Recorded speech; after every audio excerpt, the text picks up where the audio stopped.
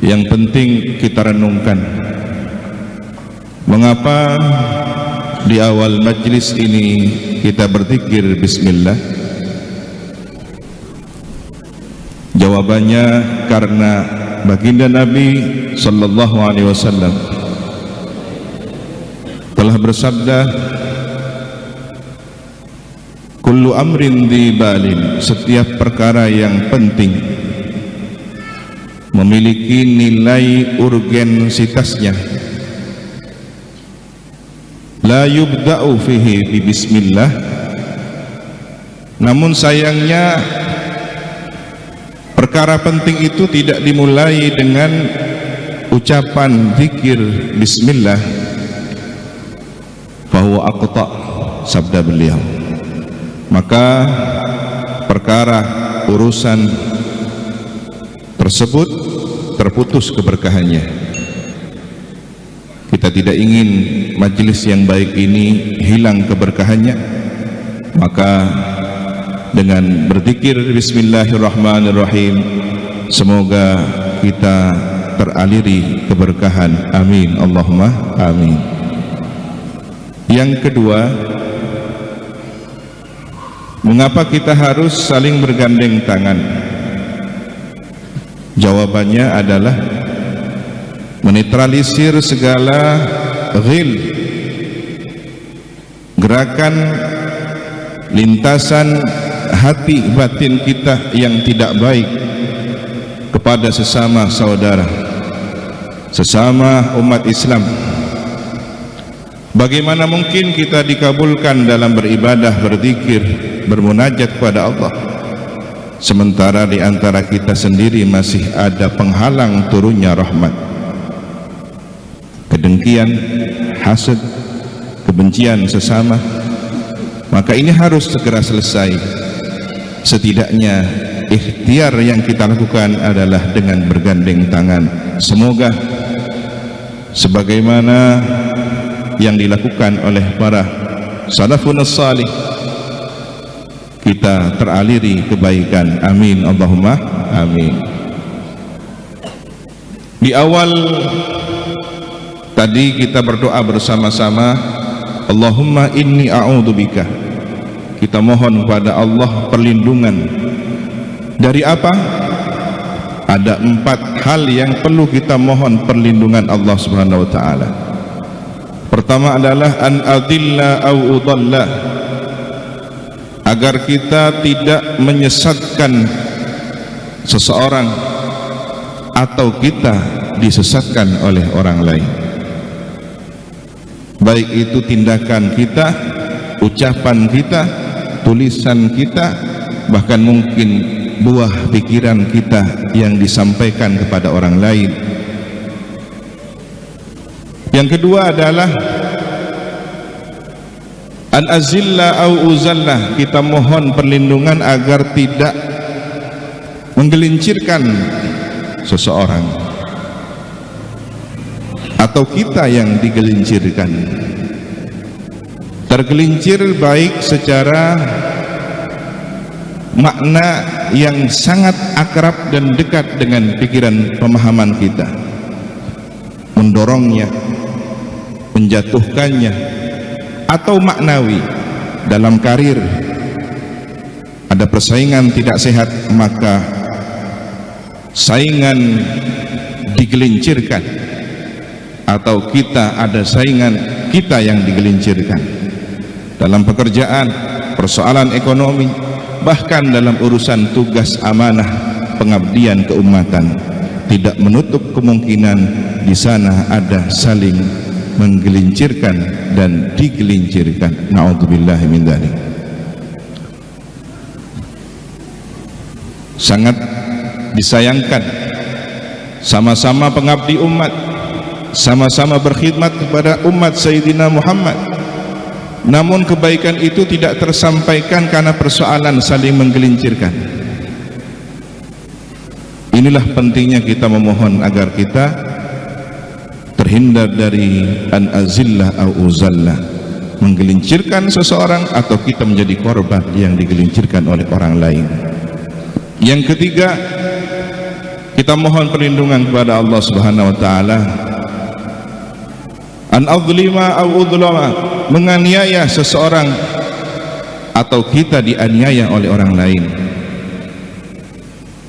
Kita tidak tahu apakah framing pembingkaian isu tentang penculikan anak ini benar atau hoax. Tetapi jika itu terjadi, maka sangat memprihatinkan negeri ini. Hanya karena kepentingan pribadi, keuntungan duniawi, rela menjual organ tubuh orang lain. Na'udzubillahi min dzalik. Kita tidak berharap ini benar-benar terjadi. Insya Allah para petugas dari pemerintahan, dari kepolisian bertindak tegas. Kita doakan mereka bertugas dengan baik. Demikian juga dengan isu coronavirus. Sebenarnya sudah beberapa tahun yang silam ditemukan bahwa ada virus yang disebut dengan kata corona ini, tetapi menjadi musibah bencana dunia baru terjadi pada beberapa waktu yang lalu. Kita tidak perlu mendiskreditkan suatu bangsa karena peristiwa ini. Justru kita berempati. Semoga di sana ada orang-orang yang nalurinya masih dijaga, setidaknya atas nama kemanusiaan. Kalau kita berbeda masalah agama dan keyakinan, setidaknya sama-sama ciptaan Allah Subhanahu wa taala, bahwa semoga persoalan ini, penyakit ini segera diangkat oleh Allah Subhanahu wa taala dengan segala kepentingannya, dengan segala dimensi persoalannya, politik, kultur, ekonomi, budaya, tradisi, apapun yang menjadi alasan motif di balik peristiwa tersebut. Allahu a'lam. Demikian pula penganiayaan saudara-saudara kita umat Islam di India karena statement seorang tokoh pejabat publik. Maka ini penting dicatat. Kalau setiap 5 tahunan kita diuji oleh Allah dengan memilih pemimpin, tentunya ada gesekan-gesekan ketidaksamaan aspirasi. Jangan sampai ketika selesai pemilihan, doa jelek kita masih diarahkan kepada pemimpin tersebut, karena efeknya adalah pemerintahan yang ada di bawahnya. Mungkin secara motif pribadi kita tidak suka, itu bukan pilihan saya, tapi kebetulan dia yang terpilih. Namun jangan sampai kebencian ini berlarut-larut sehingga kita berdoa jelek kepada orang itu, karena di bawah kepemimpinannya ada umat yang banyak. Kita minta kepada Allah, kita kalahkan kepentingan pribadi kita, kekecewaan kita karena aspirasi kita tidak tercapai. Doakan baik orang itu. Allahumma aslih lahu sya'nah. Ya Allah, perbaikilah kondisi orang itu sehingga kebaikan orang itu menjadi kebaikan seluruh elemen masyarakat, menjadi kebaikan bangsa. Amin Allahumma amin. Yang keempat adalah kita mohon perlindungan an ajhala au yujhal alayya, dibodohi, membodohi orang, dibodohi oleh orang lain. Penipuan, menyebar berita hoax, ini adalah pembodohan yang seharusnya kita tidak terjebak. Maka ketika di setiap majelis diawali dengan doa ini, insya Allah majelis-majelis kita menjadi majelis yang selamat, majelis yang dijaga oleh Allah Subhanahu wa taala, majelis yang setiap usai dari kegiatan melahirkan umat yang sudah steril dari virus pikiran dan virus batin rohani kita. Amin Allahumma amin.